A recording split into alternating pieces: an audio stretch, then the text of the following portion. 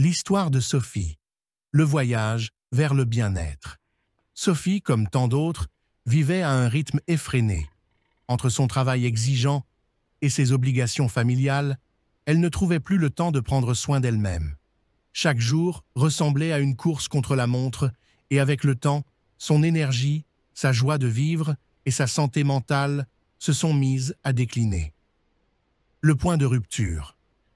Un jour, alors qu'elle se sentait au bout du rouleau, Sophie prit conscience que quelque chose devait changer. Elle réalisait que si elle continuait à négliger son bien-être, elle risquait de s'épuiser encore davantage. C'est à ce moment-là qu'elle décida de prendre sa santé en main et d'entamer un nouveau voyage, celui du bien-être. Les premiers pas vers le changement. Au départ, Sophie ne savait pas par où commencer. Elle se sentait submergée par toutes les informations contradictoires sur la manière de prendre soin de soi. Mais petit à petit, elle comprit que le bien-être n'était pas une question de perfection, mais d'écoute de soi. Elle débuta en adoptant de petites habitudes quotidiennes. Chaque matin, elle s'accordait 5 minutes pour respirer profondément et apprécier l'instant présent. Elle intégra une alimentation plus équilibrée, riche en aliments qui nourrissaient non seulement son corps, mais aussi son esprit. Le pouvoir du mouvement et de la méditation. Sophie se rendit vite compte que bouger était essentiel pour son bien-être.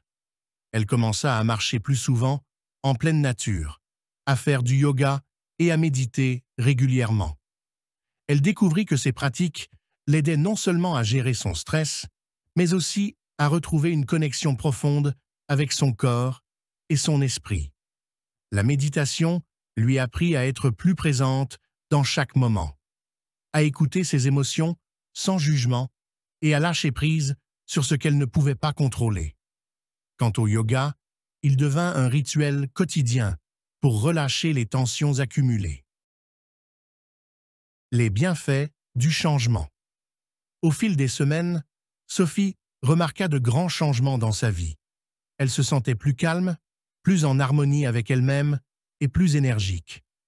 Son sommeil s'améliora, elle apprit à gérer les moments de stress avec plus de sérénité et elle commença à voir la beauté dans les petites choses du quotidien.